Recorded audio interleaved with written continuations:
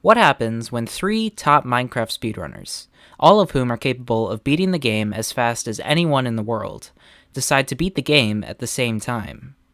Until 2 weeks ago, nothing too impressive.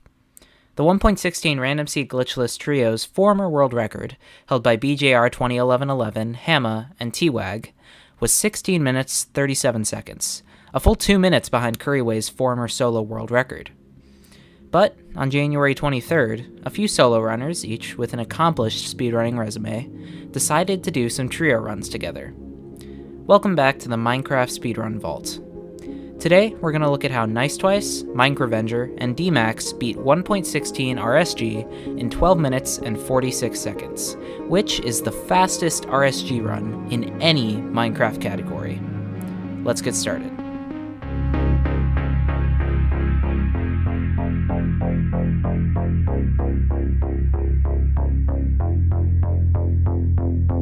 By the way, most of our viewers aren't subscribed, so if you're one of those viewers, please consider subscribing.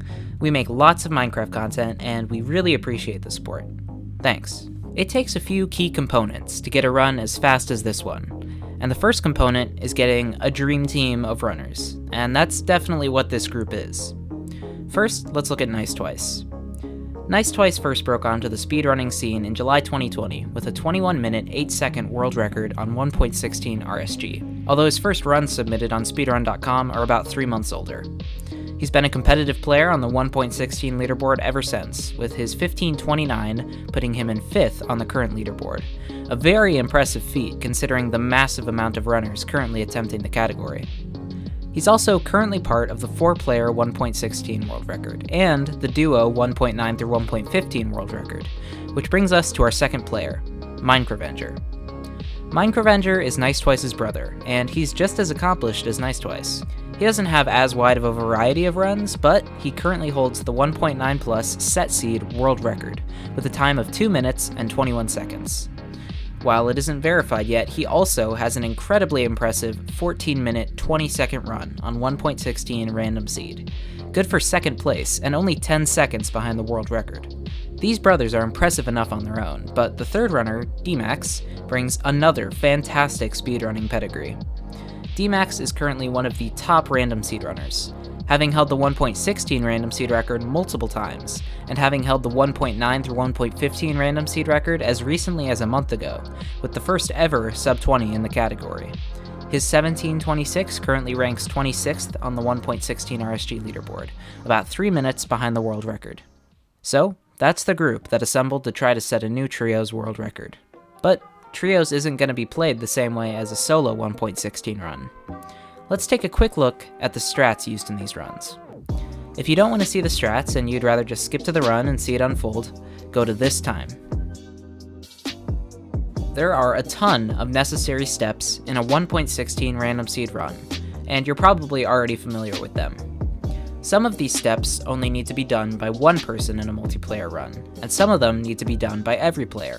In the beginning of these runs, there are a few things that every player needs to do, such as tool and food collection. This can sometimes be harder than a single player run, since you need more food.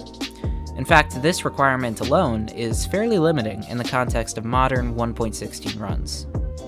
Ocean strats are very popular in 1.16 because they can get you to the nether with everything you need pretty quickly a lot of the time. But ocean runs are really inconsistent in terms of food. If you're really lucky, you can get enough food for the run from a shipwreck or a ruined portal, but most likely you'll only get a little bit and have to scavenge for more in or after the nether. This is far less ideal in a trios run, where you need 3 times as much food. These strats could technically still be viable, but they're going to be really inconsistent, and traditional village strats are far more preferable for trios. This means more resetting and a lower chance of each seed being a good one to run. Still, the advantages of trios runs far outweigh the detriments. Elements like killing the iron golem, getting beds, and getting flint can all be done by just one person, and that's just the beginning. In the nether, the 2 major steps of getting blaze rods and getting ender pearls can be done completely independently. Not only does this save time in general, but it can be extra beneficial on a bastionless run, where the pearl drops are far from guaranteed. If one person fights blazes while 2 people gather gold, you can get twice as many trades. From that point on, there are only minor advantages. If nether travel is possible, one runner can throw an eye from the original portal while the other players head in that direction to save a bit of time on an educated travel. Runners are less likely to miss the stronghold since they're able to quickly check multiple spots, although this is rarely a problem for top runners anyway. The end fight is essentially the same, as the players just wait for a perch and then one player one-cycles the dragon. Once all 3 runners are in the portal after defeating the dragon, the run ends. Now, with all that context in mind, it's time to look at this world record. The way that these runners were playing this category is that Nice Twice would load up a world. If he saw something good, he would tell the other 2 to join. The run begins as soon as the first player starts moving. In this run, Nice Twice spawns in a village with a blacksmith, and they get started. Minecraft immediately starts getting beds, while D-Max starts getting wood. Nice Twice heads to the blacksmith, where he finds a god chest. Oh my god! Oh my... Oh. Huh? 11 obsidian. Woo! A common strat at this point would be to travel to the nether normally, and use the obsidian to blind travel. But because they know this isn't necessary to beat the record at this point, they decide to use it to just get a very fast nether entry. This is helped by the fact that Nice Twice finds 3 diamonds, meaning he can mine a few obsidian from the portal that generates in the nether, if necessary. D-Max finishes getting his tools, while Nice Twice mines stone for both himself and Minecraft. Get all the hay baits, best case. Wait, I didn't craft. Oh, I need more. Oh, you need, okay. Get that, do it yourself. Okay. Okay. You can see in this clip that there is a fair bit of sloppiness in this run, due to the fact that these guys barely ever do trios runs, and especially on random seed, they can get really complicated. We'll come back to it later, but this is one of the reasons this category could be a lot more optimized. Nice Twice builds the nether portal, while D-Max crafts bread for the 3 players. Finally, Nice Twice and D-Max double team the iron golem, while Minecraft gets flint. Again, this village could have been a lot faster, but even so, they enter at 2 minutes 20 seconds, which is a super fast pace. Upon entering the nether, they immediately find a fortress.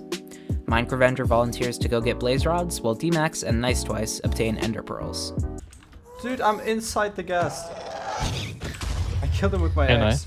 There's no bastion immediately nearby, so they decide to roll the dice and try classic strats by mining gold and trading it with piglins. Despite some uncooperative piglins angering the zombie pigmen, it pays off, as D-Max gets 12 pearls almost immediately. Nice Twice decides to start mining obsidian from their nether portal so that they can educated travel with such a great pace. The trading luck continues. Pearls, what? Dude, I'm dream! 8, what? While D-Max heads over to the fortress to grab a blaze rod from Minecraft, so that they can find the direction the stronghold is in before the blaze fight is even finished. Again, there is some deliberation and miscommunication about who's going to do what, and with such an insane pace, things are starting to get intense. Dude, ghast, f*** off, please. The timing doesn't exactly work out, as Minecraft finishes getting the rods before D-Max arrives, so they head back to the portal together. Nice Twice heads back to the overworld to get the angle, and Minecraft and D-Max head out to make a path to a good nether travel spot, while Nice Twice mines 2 last obsidian. Despite not totally optimal strats, they're back into the overworld at just under 9 minutes. They're fairly close to the stronghold, and with their locating expertise, they get in at 10 minutes 20 seconds.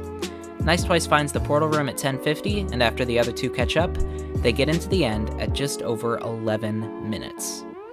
When compared to single-player RSG, this pace is just otherworldly. Minecraft, the designated one-cycler, is feeling the pressure, and who can blame him? Oh, my heart rate. It's alright. Do you want me to do it? No. But I think my ping is not that great. All that's left to do now is wait for the dragon to perch, with Minecraft holding the beds, Nice Twice guarding him, and D-Max waiting in the overworld to get a more optimal dragon perch time.